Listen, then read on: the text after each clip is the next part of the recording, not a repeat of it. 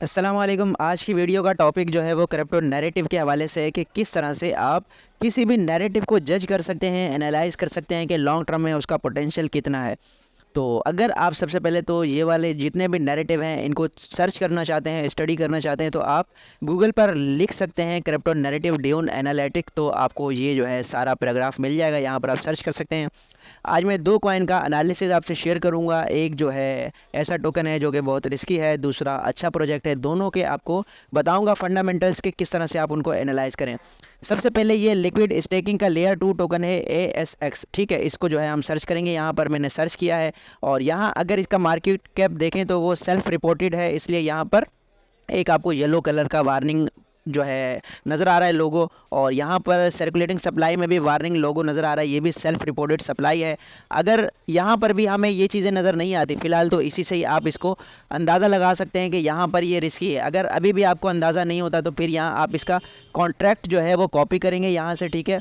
और आपने इस टूल पर आ जाना है, D.5 आपने गूगल पे सर्च करना है, ये जो है आपके पास आ जाएगा। यहाँ पर आपने जो है उस टोकन का जो पूरा कॉन्ट्रैक्ट एड्रेस है वो सर्च करना है। यहाँ पर आपके पास ये आ चुका है, इस पर आपने राइट क्लिक करना है। जब राइट क्लिक करेंगे तो पूरा का पूरा जो भी इसका रिस्क है, जो भी इसका मतलब बेनिफिट है, वो सब आपको यहाँ पर नज़र आ जाएगा। यहाँ पर D5 स्कोर यहाँ पर इसको बताता है कि इसमें कितने रिस्क है। ये 100 से 73 जो है इसको पॉइंट दिए हैं इस टूल ने। और यहाँ पर जो सबसे बड़ा रिस्क है, एक तो क्रिएटर रग पुल का रिस्क है, यानी इसमें रग पुल हो सकता है।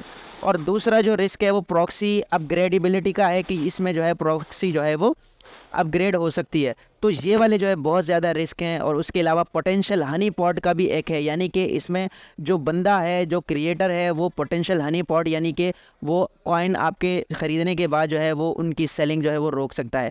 उसके अलावा यहाँ पर कुछ स्कोर और हैं, यहाँ पर D5 स्कोर ब्रेक डाउन किया गया है। कॉन्ट्रैक्ट भी मसला है इसमें, सोशल में भी एक्टिविटी बहुत ज़्यादा कम है, और उसके अलावा होल्डर्स भी कम है इसके, और लिक्विडिटी भी कम है। जब ये चारों पॉइंट यहाँ पर अपने कोनों पर होंगे तो ये एक स्ट्रॉन्ग प्रोजेक्ट और कम रिस्की प्रोजेक्ट जो है वह कंसिडर किया जाएगा। अच्छा, यहाँ पर बेसिक इन्फो में आपको कॉइन कॉइन टाइप मिलेगा, और उसके अलावा कॉन्ट्रैक्ट एड्रेस और कॉन्ट्रैक्ट क्रिएटर का एड्रेस आपको यहाँ पर मिल जाएगा।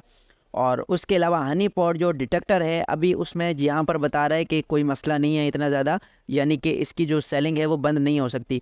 और उसके अलावा यहाँ पर टोकन की लिक्विडिटी कहाँ पर कितनी है, यहाँ पर देखें बैलेंसर में इसकी लिक्विडिटी मौजूद है $2,93,000 की। यूनिस्वैप वर्जन 3 में 159 यानी कि 1,59,000 इसमें मौजूद है। और उसके अलावा यहाँ पर टॉप टोकन होल्डर यहाँ पर बताए गए हैं। तो यहाँ पर अगर आप देखें तो सबसे जो पहला वॉलेट है उसके पास इसकी 90% सप्लाई है, यानी 90 मिलियन टोकन उसी के पास हैं। तो आप समझ सकते हैं, अगर आप समझदार हैं और इन्वेस्टमेंट मार्केट को समझते हैं, कि यहाँ पर आपको समझ आ गई कि सारी के सारी सप्लाई एक टोकन में है। तो जैसे ही वो टोकन सेल करना चाहेगा तो वो पूरा का पूरा टोकन रग पुल हो सकता है, जैसे कि आपने अक्सर बेशतर टोकन देखे होंगे जो कि सडन क्रैश कर जाते हैं।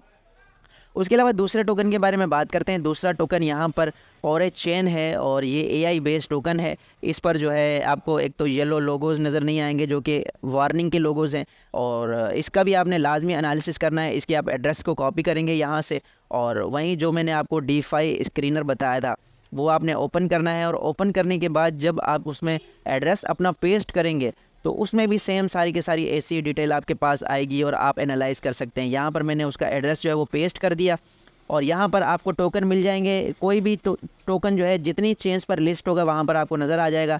ये 2 चेन्स पर है, इथीरियम पर भी और बाइनांस स्मार्ट चेन पर भी। तो हम इथीरियम का चेक करेंगे कि इथीरियम में हमें किस तरह की प्रोग्रेस नज़र आती है। यहाँ पर ये जो ग्रीन कलर में 100 to 100 आ जाए तो ये टोकन जो है थोड़ा सा जो है हमें कम रिस्की लगेगा। और यहाँ पर मज़ीद आपको ये जो ब्लू टिक नज़र आ रहे हैं, इसके हिसाब से ये एक अच्छा टोकन है। और उसके अलावा यहाँ पर मैंने आपको बताया था कि कॉन्ट्रैक्ट और उसके अलावा ऑप्शंस और सोशल में, लिक्विडिटी में, होल्डर्स में, सब में ये जो है एक्यूरेट है।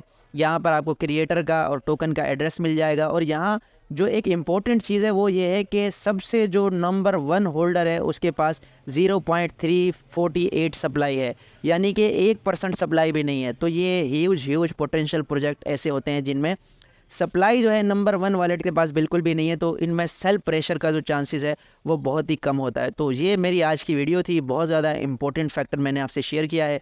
लाजमी जब भी आप किसी प्रोजेक्ट में लॉन्ग टर्म के लिए इन्वेस्टमेंट करें तो इसको लाजमी जो है स्टडी किया करें। तो ये थी आज की वीडियो। उम्मीद है कि आज की वीडियो भी आपके लिए इन्फॉर्मेटिव रही होगी।